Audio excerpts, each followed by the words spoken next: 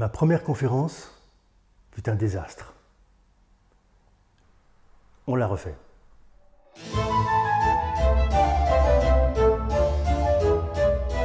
Ma première conférence fut un désastre. Non pas que les sièges soient restés vides, au contraire. C'était une petite salle de 50 places, pleine à craquer. On a même refusé du monde, c'est te dire. Non, le désastre, c'était moi. J'avais prévu une conférence de 2 heures, sans diapo, sans slide. 2 heures, t'imagines? J'étais vraiment inconscient. C'est comme si j'avais décidé de traverser la Manche à la nage avant de savoir nager. J'étais si mal préparé qu'au bout de 45 minutes, j'avais tout dit. Incapable d'improviser un peu plus. Alors je me suis livré à 1h15 de questions-réponses, pour que les gens ne se sentent pas floués. Quand au bout de 45 minutes, j'ai annoncé « Ben voilà, c'est fini, est-ce que vous avez des questions ?» Un long silence gênant s'en est suivi. Personne ne voulait poser la première question. C'était pathétique. C'est rien, c'est une mouche. Coïncidence. Heureusement, l'organisatrice qui était dans la salle a volé à mon secours en posant une question. D'ailleurs, c'est une astuce que je te donne. Fais toujours en sorte qu'une de tes connaissances pose la première question. Ça libère la parole. Mais le pire dans ce désastre, c'était pas ça. Tout d'abord, la structure de mon discours était catastrophique. Une introduction inexistante, un plan chaotique et surtout, la conclusion la plus minable qu'on puisse imaginer. Ben voilà, c'est fini. On aurait dit que je demandais pardon d'être là. Et du côté de la prestation elle-même, c'était pas beaucoup mieux. Aucun contact visuel, pas de variation vocale, des gestes désordonnés, des déplacements incohérents. Je faisais des allers-retours à grande vitesse sur toute la largeur de la scène.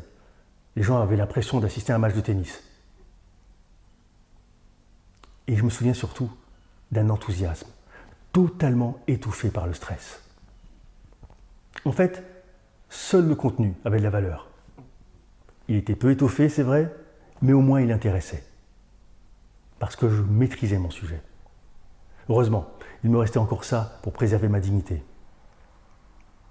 Finalement, c'est dans la session de questions-réponses que je m'en suis le mieux sorti. J'étais naturel, spontané, et surtout, j'avais retrouvé mon enthousiasme. Je répondais aux questions avec exaltation. Et grâce à ça, toute l'atmosphère de la conférence a changé. Et les gens sont repartis satisfaits, avec le sourire.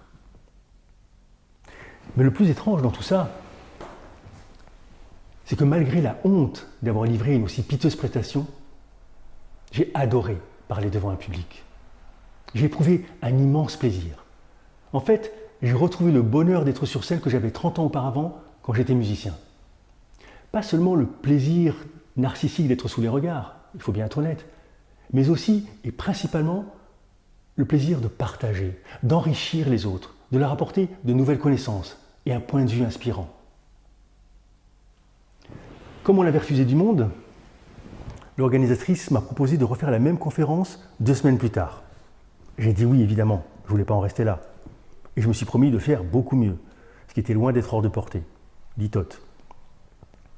Comme c'était un petit peu court pour m'inscrire à une formation, même en accéléré, je me suis acheté un livre que tu connais sûrement d'ailleurs, qui s'appelle, fais-moi penser d'acheter celui sur la mémoire aussi, Comment parler en public, de Dale Carnegie, le même qui a écrit Comment se faire des amis. J'ai lu le livre 3 fois d'affilée. Je surlignais. Et j'ai réussi à intégrer un maximum de principes dans la nouvelle version de ma conférence. Grâce à ça, je m'en suis beaucoup mieux sorti que la première fois. Je regardais le public. Je parlais lentement, en variant les tonalités.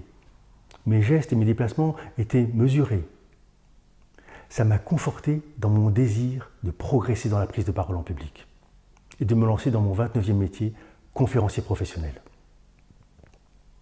Mais j'avais conscience que lire un livre ne suffirait pas. Même en lire 3 ou 10, il fallait que je suive une formation pour atteindre mon objectif. Alors j'ai choisi celle de Toastmasters. Parce que c'est celle qui convenait le mieux à mes attentes. J'avais besoin de temps. Et il me semblait qu'une formation d'1 week-end, d'1 semaine, ou même d'1 an ne suffirait pas. J'avais tellement de retard à rattraper. Dès le début, je me suis donné à fond dans cette formation. Chez Toastmasters, il existe un parcours progressif qui mène à une sorte de diplôme, le DTM, Distinguished Toastmasters, le Graal suprême.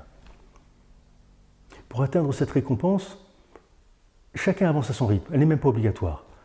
La plupart mettent 8 ou 10 ans pour l'atteindre. Les plus vaillants, ou les plus disponibles, mettent 5 ans.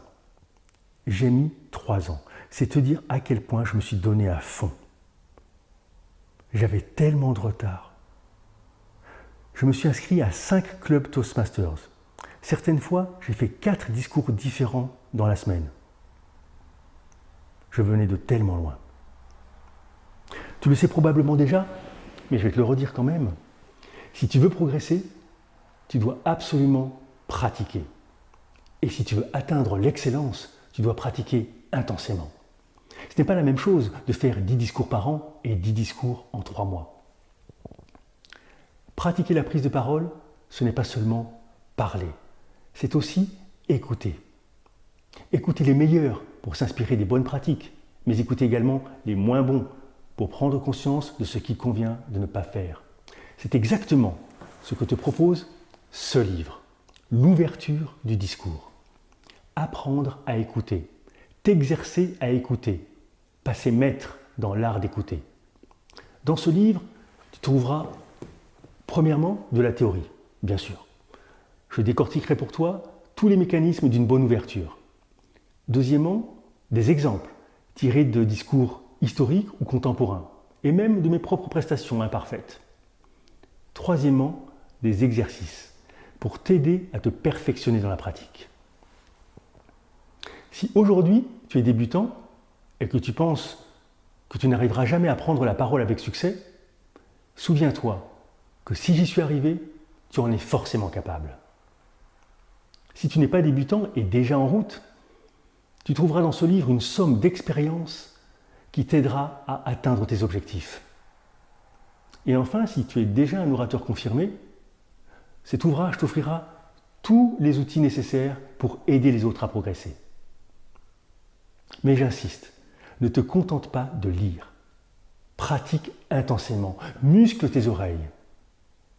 Maîtrise l'écoute pour libérer ta parole, grâce à l'ouverture du discours. L'ennemi numéro 1 des téléphones mobiles. Si tu veux savoir pourquoi, lis vite ce livre.